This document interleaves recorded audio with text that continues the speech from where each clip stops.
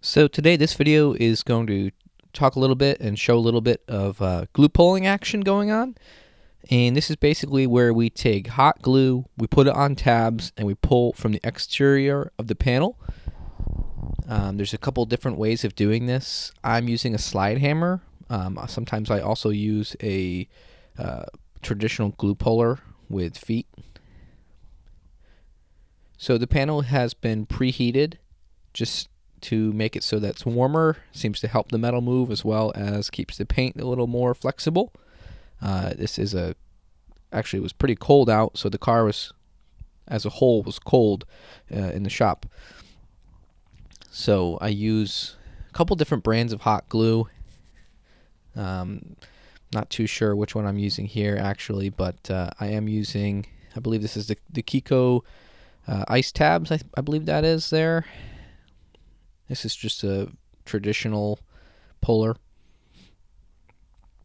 And you don't want to yank too hard. The harder you yank, the more likely you are to pull paint. This was factory paint on this vehicle as far as I could tell.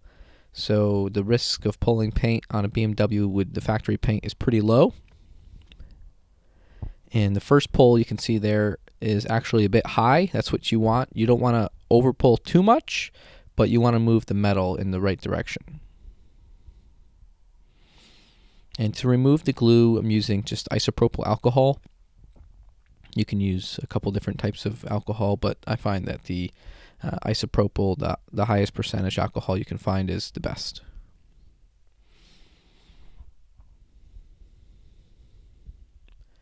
So there was probably 3 or 4 dents along the roof rail here. It looked almost like someone had leaned on it. Fairly common. People lean on their vehicle when they are loading a kid into the car seat, or just getting into the car, or putting something in the car. Pretty common to find this type of damage like that. These were luckily soft dents, so they weren't very sharp. There wasn't really a deep pit to them, so they were a perfect candidate for using this method.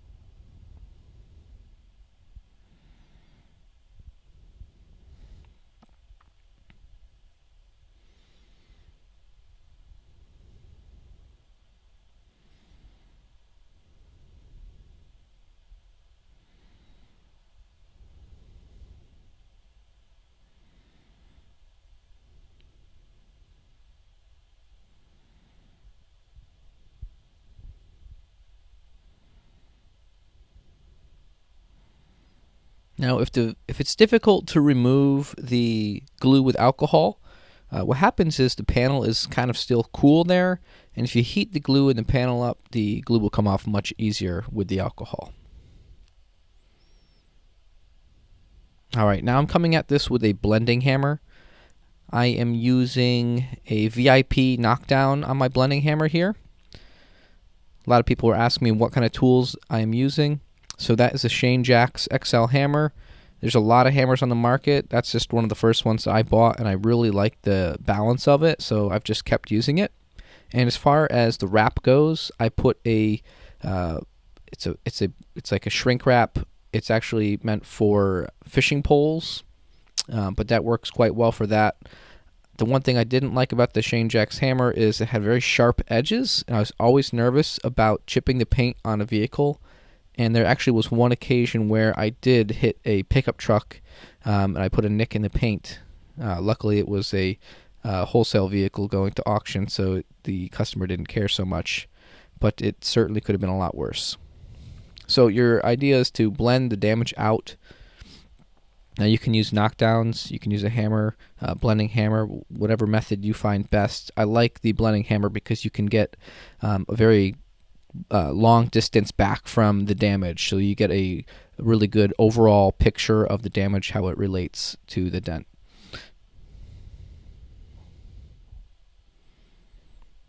And this process just went on a few more times. You want to raise it, the dent. There was basically the 3 or 4 dents, and then there was a couple of, like, one of the dents was a bit larger, so I wanted to move the metal in a good method, not all at once, but in a few pulls. So that one dent that was larger, I put about 3 or 4 pulls on it to bring it up, and then basically blend it back out.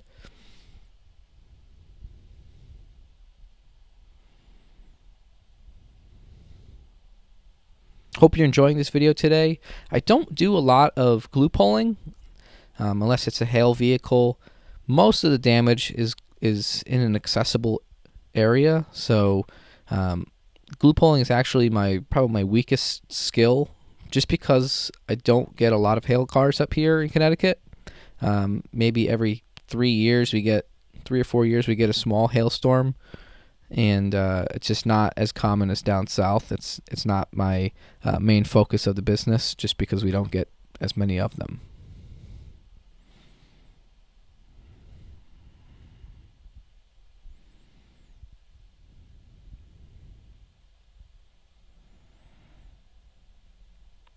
And as far as vehicles go, BMW metal just moves really good. I don't think I've ever pulled paint on a factory BMW. Subarus, I have pulled lots of paint. Dodge vehicles, I pulled a lot of paint. The way that they adhere to paint, it just is not as good.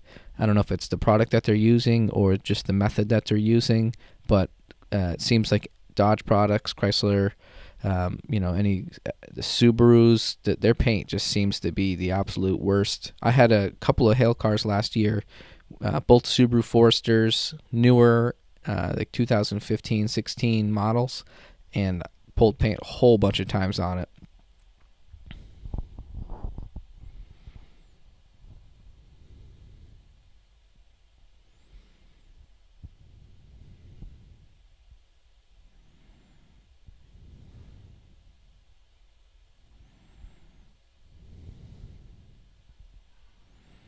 So probably a good 70% of the dent is actually out right now.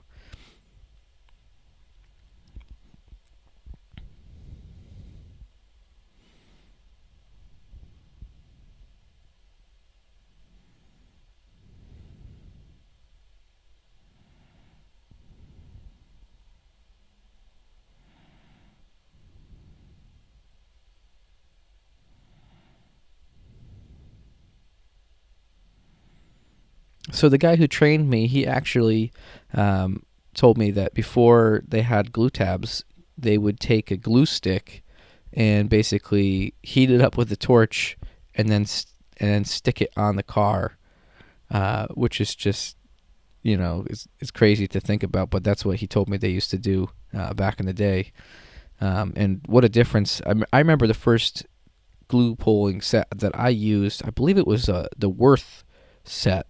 And I've been doing paintless dent removal for about 7 years now. And I had a 2-year break in there, so this is about 9 years ago, probably, when I first started getting introduced to the glue pulling. And then they came out with, shortly after that, I believe they came out with these massive tabs from Kiko.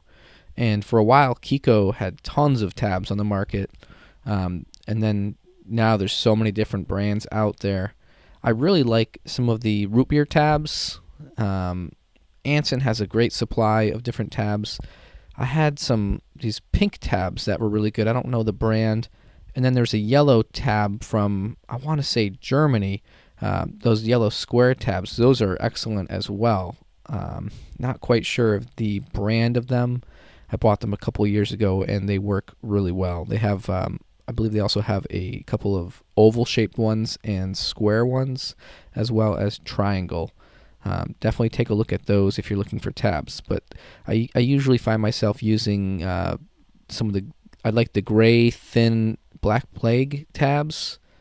I like the, what else is there that I like? I like the root beer ones a lot. The blue ones I'm using in this video here, these are great tabs as well. Now you can see in the video pan here, got that out pretty good there. Probably could have spent a few more minutes on it, getting the extra fine little one along the edge there, but it really came out good. Now here I'm doing a dent in the trunk. I had to take apart the whole trunk here. The interior panel came down. This vehicle actually is a 535, I believe it was, had a power lift gate, so I had to make sure I didn't mess around too much with the wiring on it because sometimes you have to reset them. So I left the interior panel just hanging down lower. Luckily, it was enough to get the tool in there and repair the damage without having to disconnect it. So I'm repairing this dent. Very sharp in the center of this dent, but it is going to come out really nice. Again, I'm using a heat gun. I don't think I showed the heat gun in the video too much, but there is a heat gun I'm using in between to keep the panel warm. And I will show the tools that I'm using for this in the end of the video as well. I know a lot of people were really interested in what kind of tools you use, so I will make a video showing some of the different tools that I use in the future. Primarily, I use Dentcraft, A1, Ultra Dent. Those are the top companies that I really use. And I find myself using, there's some dent gear tools. Unfortunately, they haven't started making them again, but I'm really excited for that to happen because Dent Gear had some great tools. I have an adjustable door handle J-hook that I really like.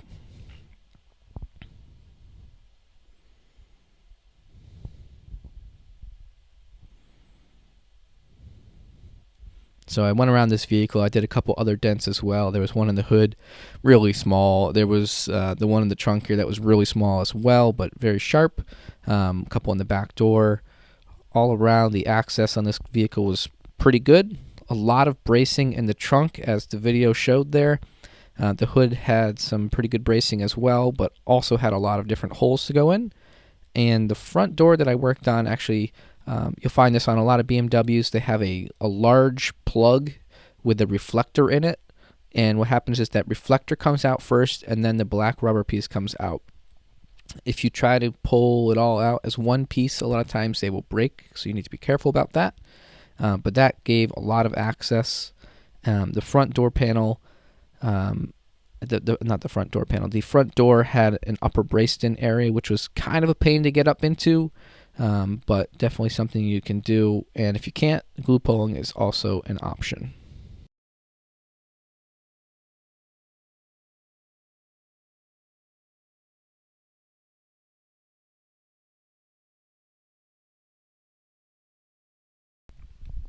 Alright, so now I'm going to go over the tools that I used for this video.